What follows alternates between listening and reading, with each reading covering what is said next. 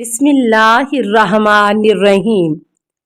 السلام علیکہ یا صاحب العصر والزمان۔ حضرت جواد علیہ السلام کے اصحاب میں سے چند بزرگوں کا تذکرہ۔ پہلا، ابو جعفر احمد بن محمد بن ابی نصر بزنطی، کوفی، سکہ جلیل القدر۔ مجالس المومنین میں ہے کہ کتاب خلاصہ میں مذکور ہے کہ یہ بزرگوار امام رضا علیہ السلام کی خدمت میں پہنچا اور حضرت علیہ السلام کے نزدیک اس کی بہت قدر و منزلت تھی اور اسے امام محمد جواد علیہ السلام کے ساتھ بہت اختصاص تھا۔ اصحاب نے اس روایت کی تصحیح پر اجماع کیا ہے جسے اس نے روایت کیا ہے، اور علماء نے اس کے فقہ و اجتہاد کا اقرار کیا ہے۔ اس نے 2021 ہجری میں حسن بن علی فضال کی وفات کے 8 ماہ بعد وفات پائی اور مختار کشی میں احمد سے منقول ہے۔ وہ کہتا ہے کہ ایک دن صفوان بن یحییٰ اور محمد بن سنان و عبداللہ بن مغیرہ یا عبداللہ بن جندب کی میت میں ہم امام رضا علیہ السلام کی خدمت میں حاضر ہوئے۔ جب کچھ دیر بیٹھ چکے تو ہم کھڑے ہو گئے، پس حضرت علیہ السلام نے ان میں سے مجھ سے فرمایا کہ اے احمد، تم بیٹھے رہو۔ میں بیٹھ گیا، اور جب حضرت علیہ السلام مجھ سے باتیں کرنے لگے اور میں بھی حضرت علیہ السلام سے سوال کرتا رہا اور جواب سنتا رہا، یہاں تک کہ رات کا زیادہ تر حصہ بیت گیا، اور جب میں نے چاہا کہ اپنے گھر کی طرف واپس جاؤں تو مجھ سے فرمایا، جاؤ گے یا یہیں سو رہو گے؟ جاؤ گے یا یہیں سو رہو گے؟ میں نے عرض کیا، میری جان آپ علیہ السلام پر قربان جائے، اگر آپ علیہ السلام نے فرمایا کہ میں چلا جاؤں تو چلا جاؤں گا، اور اگر فرمائیں گے کہ یہاں سو رہوں تو آپ علیہ السلام کی خدمت میں سو رہوں گا۔ پس آپ علیہ السلام نے فرمایا کہ یہیں سو رہو، کیونکہ اب وقت زیادہ ہو گیا ہے، لوگوں نے گھروں کے دروازے بند کر لیے ہیں اور وہ سو گئے۔ حضرت کھڑے ہوئے اور اپنے حرم شریف میں تشریف لے گئے، اور جب مجھے گمان ہوا کہ آپ علیہ السلام حرم کے اندر چلے گئے ہیں تو میں سجدے میں گر پڑا، اور میں نے اس سجدے میں کہا کہ حمد و ثنا مخصوص ہے خدا کے لیے، جس نے اپنی حجت اور وارث علوم انبیاء کو میرے تمام بھائیوں اور اصحاب میں سے میرے ساتھ مقام انس و عنایت میں داخل کر دیا ہے۔ میں ابھی سجدے میں ہی تھا کہ حضرت علیہ السلام تشریف لے آئے اور پائے مبارکہ کے ساتھ مجھے متنبہ کیا، پس میں کھڑا ہو گیا تو حضرت علیہ السلام نے میرا ہاتھ پکڑا اور اس پر اپنا ہاتھ پھیرا اور فرمایا کہ اے احمد، حضرت امیر المومنین صلوات اللہ علیہ ساسا بن سوہان کی عیادت کے لیے تشریف لے گئے، اور جب آپ اس کے پاس سے اٹھ کھڑے ہوئے تو اس سے فرمایا، اے ساسا، خبردار، اس عیادت کی وجہ سے جو میں نے تیری کی ہے اپنے اصحاب پر فخر نہ کرنا اور خدا سے ڈرتے رہنا۔ امام رضا علیہ السلام یہ بات مجھ سے فرما کر دوبارہ حرم سرا میں تشریف لے گئے۔ نیز اسی سے روایت کی ہے، وہ کہتا ہے کہ جب امام علی بن موسیٰ علیہ السلام کو مامون کے کہنے پر مدینہ سے لا رہے تھے تو انہیں بصرہ کی طرف سے لے چلے اور کوفہ نہ لائے۔ میں اس وقت قادسیہ میں تھا، پس آپ علیہ السلام نے ایک مصحف میرے پاس بھیجا۔ جب میں نے اس مصحف کو کھولا تو دیکھا کہ وہ سورہ لم یکن اس سے زیادہ طویل ہے، کچھ لوگوں کے پاس موجود ہے۔ میں نے وہاں سے چند آیتیں یاد کر لیں، یہاں تک کہ آپ علیہ السلام کا غلام مسافر آیا اور وہ مصحف مجھ سے لے کر ایک رومال میں رکھا اور اسے سر بمہر کر دیا۔ بس جو کچھ میں نے اس مصحف سے یاد کیا تھا وہ میں بھول گیا، اور جتنی میں نے کوشش کی کہ مجھے اس کا ایک ہی کلمہ یاد آ جائے، نہ آ سکا۔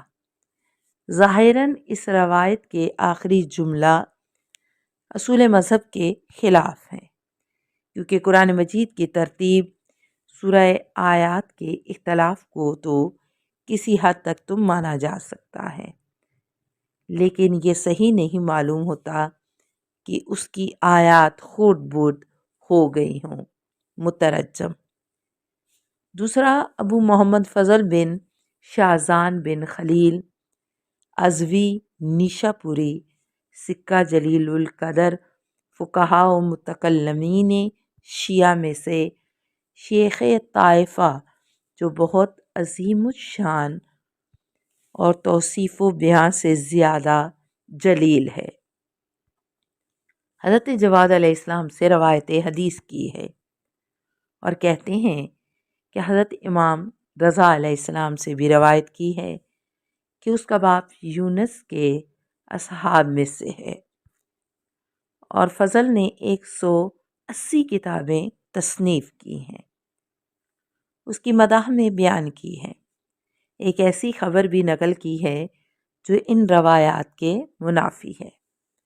علامہ اور دوسرے علماء نے مدح سے مناجات رکھنے والی روایات کا جواب دیا ہے، اور وہ خدا اس سے راضی رہے، اسے اجل ہے اور اس پر طنز کیا جائے، اور وہ ہمارے طائفہ و گروہ کا رئیس ہے۔ اور مجالس المومنین میں کتاب المختار میں سے نقل کیا ہے کہ عبداللہ بن طاہر نے فضل بن شاذان کو نیشا پور سے نکال دیا، بعد میں اس کو اپنے پاس بلایا اور اس کی کتب کی جانچ پڑتال کی، حکم دیا کہ یہ کتابیں اس کے لیے لکھی جائیں۔ پس فضل نے رؤوس المسائل، اعتقادیہ، توحید و عدل اور اس قسم کے دوسرے مسائل اس کے لیے تحریر کیے۔ جب وہ عبداللہ کے سامنے پیش ہوئے تو کہنے لگا، اتنا کافی نہیں، میں چاہتا ہوں کہ اعتقاد سلف کے بارے میں معلوم کروں۔ تو فضل نے کہا، میں ابو بکر کو دوست رکھتا ہوں اور عمر سے بیزار ہوں۔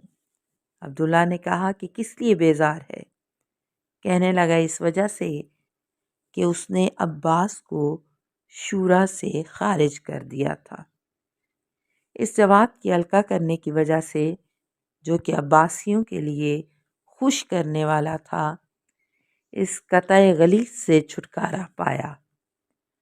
اور ساہر بن بحر فارسی سے روایت کی ہے کہ وہ کہتا ہے کہ میں نے فضل بن شاذان کے ساتھ اپنی آخری مصاحبت کے زمانے میں سنا کہ میں اکابر کی ایک جماعت کا جانشین ہوں جو کہ پہلے گزر چکے ہیں، مثلا محمد بن ابی عمیر، صفوان بن یحییٰ وغیرہ،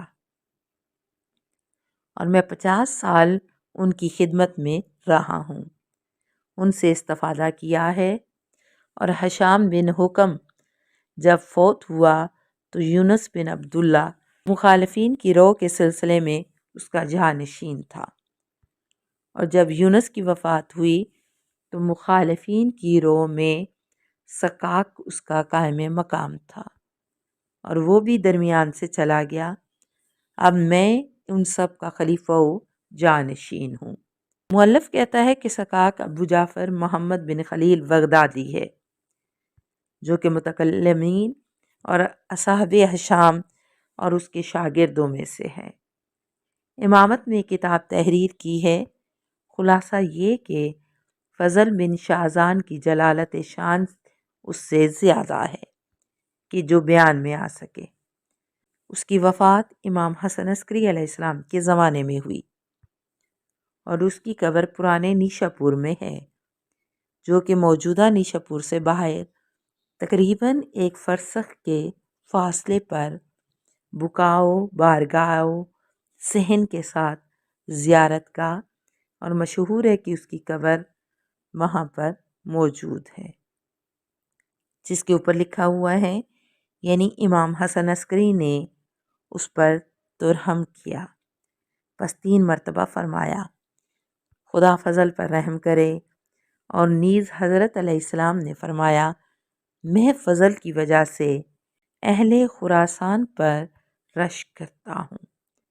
محمد واراق کہتا ہے کہ میں امام حسن عسکری علیہ السلام کی خدمت میں حاضر ہوا اور آپ کو فضل کی کتاب دکھائی تو حضرت علیہ السلام نے اس کا ایک ایک ورق دیکھا اور فرمایا یہ صحیح ہے، اس پر عمل کرنا چاہیے، خدا فضل پر رحم کرے، پوشیدہ نہ رہے۔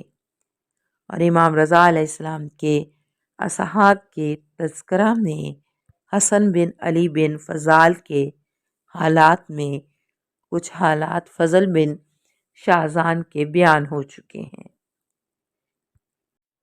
السلام علیکہ یا ولی اللہ، السلام علیکہ یا حجت اللہ، السلام علیکہ یا نور اللہ فی ظلمات الارض، السلام علیکہ یا ابن رسول اللہ، السلام علیکہ وعلی آبائک و ابنائک و اولیائک، اشہد انک قد اقمت الصلاۃ و آتیت الزکاۃ و امرت بالمعروف و نہیت عن المنکر و تلوت الکتاب حق تلاوتہ و جاہدت فی اللہ و صبرت علی الاذی فی جنبہ حتی اتاک الیقین، اتیتک زائرا عارفا بحقک موالیا لاولیائک معادیا لاعدائک، فاشفع لی عند ربک ورحمۃ اللہ وبرکاتہ۔ اللہم صلی علی محمد و آل محمد۔